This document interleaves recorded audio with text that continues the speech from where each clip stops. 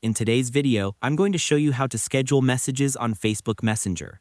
Whether you're trying to send a birthday message at the perfect time, or you simply want to automate a reminder so you don't forget later, this simple step-by-step guide will walk you through everything you need to know. First, open your Facebook Messenger app and go to the chat where you want to schedule your message.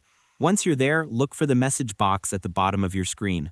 Make sure to follow along carefully so you don't miss any details. Before typing anything, also make sure that your Messenger app is updated to the latest version. This feature only appears in newer updates. Next, type your message exactly the way you want to send it, and then press and hold the send button. You'll see several options that help you choose when your message should be delivered. Follow the on-screen instructions as they appear. They're usually designed to be user-friendly, so there's nothing too technical to worry about.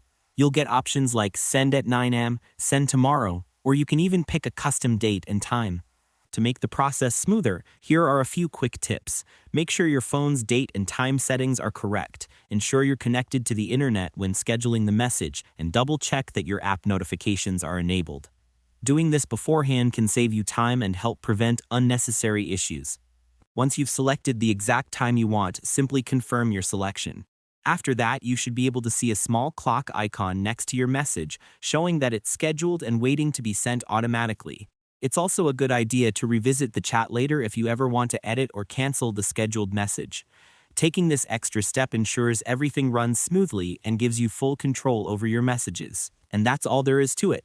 By following these simple steps, you'll be able to schedule messages on Facebook Messenger easily and efficiently without any hassle. Thanks for watching, and I hope you found this tutorial helpful.